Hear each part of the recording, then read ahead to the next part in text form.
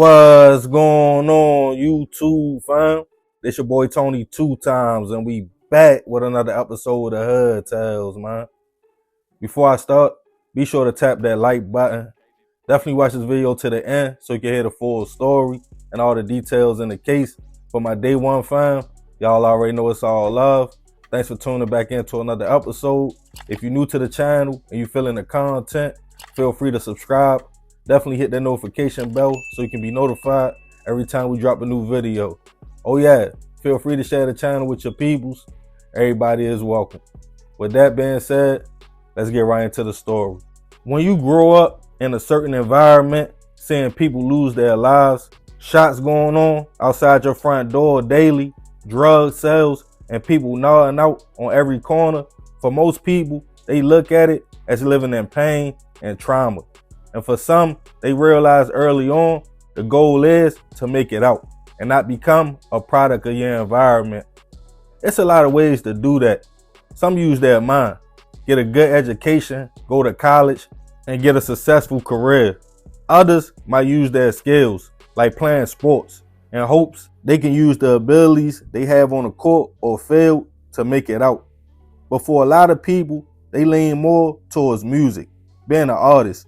They feel like what better way to make it than speaking my truth, saying what I have been through, the reality of how it is in my neighborhood, and get paid just to tell my story.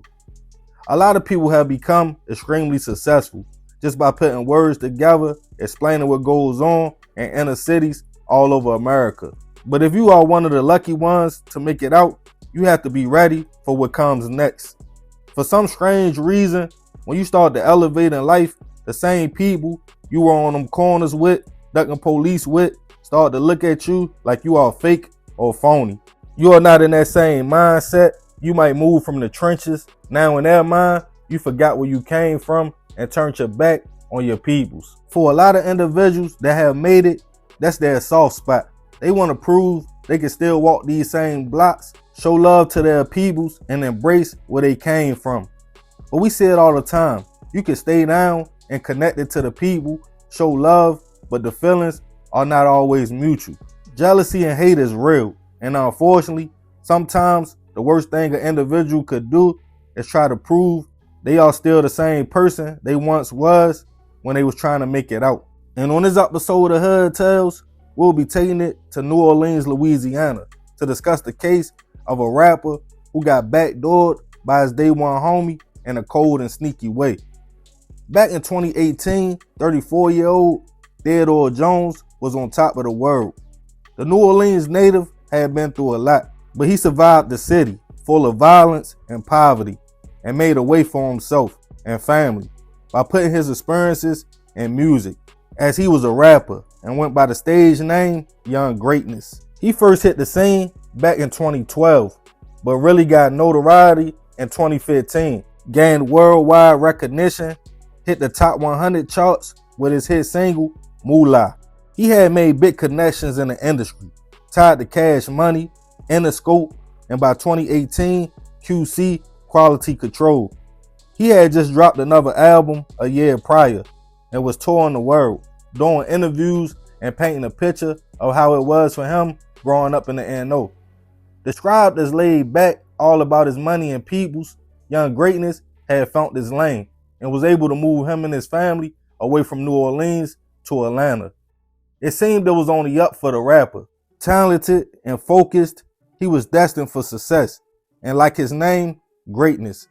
Like many of us that come from certain environments, he wanted to let it be known he never forgot where he came from and would always be there for his peoples. In October of 2018, tragedy struck, and Young Greatness got news that somebody back home he was close to had passed away. He headed back home to New Orleans from Atlanta to show love and attend a funeral. While in town, he would get a call from a childhood friend, at the time 38-year-old Donald Rose, stating, "Bro, it's been a minute. I heard you was in town. Come holler at me." The rapper, thinking Donald was a day one homie, he didn't want to seem fake or out of reach. So he stated, "Bet, where you at?" He told him he was at a Waffle House right outside of the city. So Young Greatness headed to the location. This night, it was October 29th, 2018. When he pulled up to the restaurant in Elysian Fields, everything seemed normal. Donald came outside to greet him. The two men caught up and chopped it up. As fans walked up, they were all shocked. The rapper was at the spot, no security, solo dolo. He signed autographs, and after him and Donald finished their conversation, Young Greatness got in his whip and FaceTimed his manager. Donald walked back in the restaurant. As the rapper reversed out the parking lot, two masked men popped out the cut. Seconds later, multiple shots went off, before one of them sped off with Young Greatness' car after pulling him out the whip. Witnesses called NOPD, who responded to the location to find who they thought was somebody from the restaurant laying in the street suffering from multiple gunshot wounds. But they kept hearing people state that's Young Greatness before one of them realized who the rapper was. But unfortunately, he will be pronounced gone at the scene. Police talked to witnesses, but most of them stated they only heard the shots. Nobody saw or knew what happened. The only thing they could do was go off surveillance footage from the Waffle House.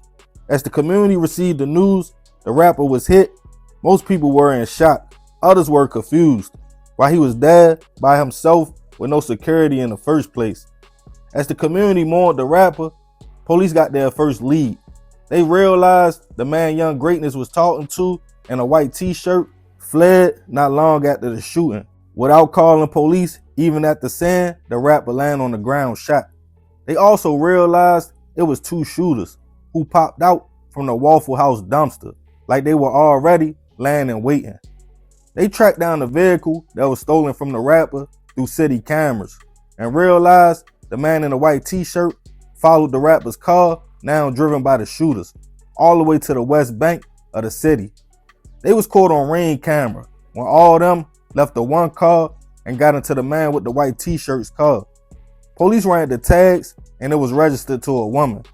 They searched her social media and realized a man in multiple pictures with her fit the description of the man in the white t-shirt who was talking to Young Greatness. She was brought in for questioning. She stated that was her baby father, Donald, who was driving the car that night. When asked about Young Greatness, she stated yeah, they knew each other. The two of them were very close friends. Now a suspect, police were looking for Donald. But before they located the man, they would pick up a 15-year-old teen named Levance Wicks on unrelated charges. To police surprise, the young man stated he had a confession and stated he was a part of a hit on a rapper. He claimed the older man, a family member, recruited him and another one of their teen cousins, Donnie Maxwell, to help set up and rob his friend, rapper Young Greatness. He gave them guns, drove them to the Waffle House, and told them lay in a dumpster until he gave them the signal. The man he was talking about was Donald. Police now knowing he put the whole play together and what was supposed to be a robbery, they was hot on the man's trail. They took the teen into custody. Not too long after, Donnie was also arrested. Days later, surprisingly, Donald walked into the police station and turned himself in. He remained silent, but was charged with second-degree hit. As the story was painted that Donald, who was Young Greatness' friend, got his two little cousins to come with him to rob the man. Police felt like the whole time they was talking, Donald knew exactly what was about to happen. It's not clear if they got anything out the situation. A lot of people pointed to it as hate and envy. As the case made its way to trial, Levance, who was the youngest, his charges was dropped to manslaughter and weapon violations, and he was sentenced to the least amount of time, 20 years. Donnie, who was found out to be the one who fired the fatal shot, was found guilty on manslaughter and sentenced to 35 years in prison. Donald, who was pointed to as the mastermind who got the young man to do his dirty work, was found guilty on second-degree hit and given life in prison. Rest in peace to Young Greatness. I send my prayers and condolences to his family. He, like many others, is a prime example. No matter how real you try to be, keep it a buck with your hood and day one peoples, everybody won't be happy for you and your success. Sometimes it's okay to separate yourself. One of the hardest decisions I had to make was leaving Baltimore. I felt like I was leaving my peoples. but nobody knew or even cared why I was leaving in the first place. I was mentally breaking down, fighting demons, almost crashed out, went back to prison, depressed after losing my great grandmother, facing eviction. I can go on and on. It's crazy how nobody paid that no mind or even cared until I left to better myself and my situation. Now I'm the phony one. You can love your peoples, your city, and never forget where you come from a distance. Because the only thing worse than an enemy is fake friends and family. Don who played the situation so cold, he lured the man, dapped young greatness up, chopped it up with him, knowing he had laid the trap. The messed up thing is, the rapper was only in town for a funeral. He was about to go back to Atlanta. But I'm going to leave this one open for discussion. Y'all let me know y'all thoughts about the situation. And if you can relate to coming from a certain place and trying to grow mentally or financially to make it out, let me know your experiences. If people look at you like you were fake or switching up, let me know in the comments. And remember, we gotta succeed, not to fail, so we won't be just another hood tale. Yeah, man, crazy story. Rest in peace to young greatness. I definitely send my prayers to his family. But I ain't gonna talk too much more about this one. Y'all leave it in the comments. I appreciate you if you made it to the end. This is another episode of Hood Tales. It's your boy Tony 2 times. Love, fam. I'm out.